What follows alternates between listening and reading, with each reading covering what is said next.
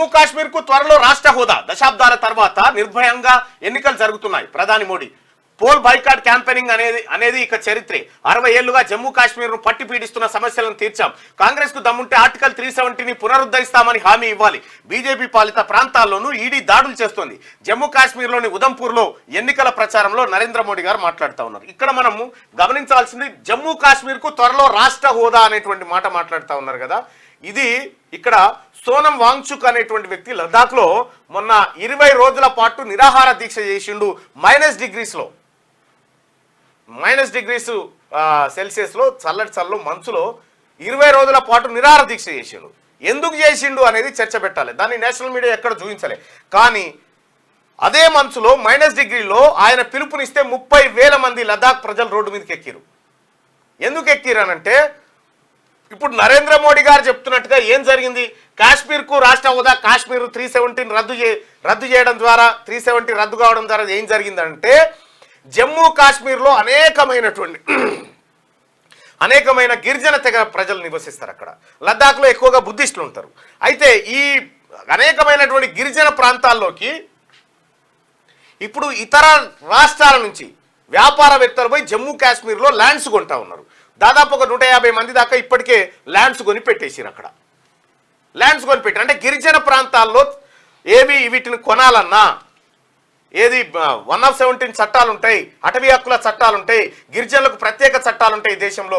వాటిని డిస్టర్బ్ చేసే విధంగా నరేంద్ర మోడీ నడవడిక సాగుతుందనేది జమ్మూ కాశ్మీర్ ప్రజల అంతరంగం లెక్కగా అనిపిస్తూ ఉంది. ఇక ప్రధానంగా లద్దాఖ్ ప్రజలు ఏమంటారంటే, అగో జమ్మూ కాశ్మీర్కి అయిన పని రేపు లద్దాఖ్ అవుతుంది. ఇక్కడ ఉన్నటువంటి వాతావరణం, ఇక్కడ ఉన్నటువంటి ప్రజలు, ఇక్కడ ఉన్నటువంటి స్వచ్ఛత దెబ్బతినేటువంటి అవకాశం ఉంది. కాబట్టి మా లద్దాఖ్ను, ఈ ప్రాంతాన్ని, అంశాన్ని తీసుకుపోయి 6th షెడ్యూల్లో పెట్టాలనేది అక్కడ ఉన్నటువంటి ప్రజల డిమాండ్. రాజ్యాంగంలోని 6th షెడ్యూల్ పెట్టాలని. అయితే నరేంద్ర మోడీ సర్కార్ ఈ టాపిక్ ను ఎక్కడ రేజ్ కాకుండా, బయటి ప్రపంచానికి కనబడకుండా చాలా జాగ్రత్త వహిస్తూ ఉంది. అయితే ఈయన అమిత్ షాతోని ప్రతిసారి మీటింగ్ అవుతుంది. మీటింగ్ అయినప్పుడు మీకు ప్రత్యేక రక్షణలు ఉంటాయి, మీకు హక్కులు ఉంటాయి, అవసరమైతే ప్రత్యేక కమిటీని వేసి వాటి పరిష్కారం కోసం చూస్తామంటారు. కానీ కాశ్మీరు, లద్దాఖు, ఆ తర్వాత లేహు, ఈ ప్రాంతాలన్నీ డిస్టర్బ్ కాబోతా ఉన్నాయి. అడవి నుంచి కోతులు తెలంగాణ ఇండ్ల మీద ఎట్లా పడ్డాయో రేపు పొద్దుగాల కాశ్మీర్ పరిస్థితి కూడా గదే ఉంటుంది అనేది అక్కడ ఉన్నటువంటి ప్రజల ఆవేదన. సో మొత్తానికి లద్దాఖ్లో ఈసారి భారతీయ జనతా పార్టీ గెలిచే పరిస్థితి లేదు. లద్దాఖ్, కాశ్మీర్ ఇదంతా కలిపి ఒక ఎంపీ ఉంటే, సో ఆ 370 రద్దు చేసిరు కదా అని చెప్పి ఆయన ఒక ఎంపీని గెలిపించారు భారీ మెజార్టీతో. ఇప్పుడు ఆ ఎంపీ గెలిచే పరిస్థితి లేదాడ. అక్కడ సోనం వాంగ్చుక్ ఏమంటాడు, కాశ్మీర్కి ఒకటి ఇచ్చేసే ఎంపీ, లద్దాఖ్కు సపరేట్ ఎంపీ కావాలని కోరుతా ఉన్నాడు పార్లమెంట్లో మాట్లాడడానికి. సో ఇట్లా రకరకాల డిమాండ్లు ఆడ సోనం వాంగ్చుక్ చేస్తూ ఉన్నాడు. అయితే సోనం వాంగ్చుక్ పోరాటాన్ని భారతీయ జనతా పార్టీ లేదంటే నేషనల్ గోధీ మీడియా ఏదైతే ఉందో దిగ్విజయంగా తొక్కిపెట్టింది. అక్కడ ఇంకోసారి చూపిస్తా ఆయనకు సంబంధించి.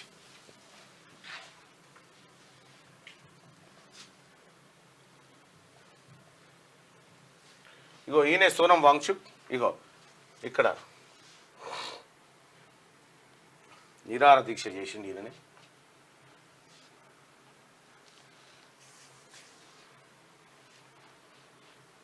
ఈయన దాదాపు 1.3 మిలియన్ ఫాలోవర్స్ ఈయనకుంటే ఆయన చేసినటువంటి పోరాటాలు ఇక్కడ చూడొచ్చు. కొన్ని వేలాది మంది ప్రజల్ని ఆయన కదిలించగలిగిండు అక్కడ లద్దాఖ్లో. ఇది అయితే ఈ వ్యవహారాన్ని చాలా చాకచక్యంగా దారి మళ్లించి ఈ వ్యవహారాన్ని బయటి ప్రపంచానికి కనిపించకుండా నేషనల్ మీడియా దిగ్విజయంగా సక్సెస్ అయిందని చెప్పుకోవచ్చు. అక్కడ ఇక జమ్మూ కాశ్మీర్కు త్వరలో రాష్ట్ర హోదా, జమ్మూ కాశ్మీర్ డిస్టర్బ్ కాబోతా ఉంది. ఆర్టికల్ 370ని పునరుద్ధరిస్తామని హామీ ఇవ్వాలని చెప్పి నరేంద్ర మోడీ అంటుడు. అది ఎత్తేసిన తర్వాత జరుగుతున్న విధ్వంసం గురించి నువ్వు మాట్లాడు ప్రధానమంత్రి నరేంద్ర మోడీ గారు.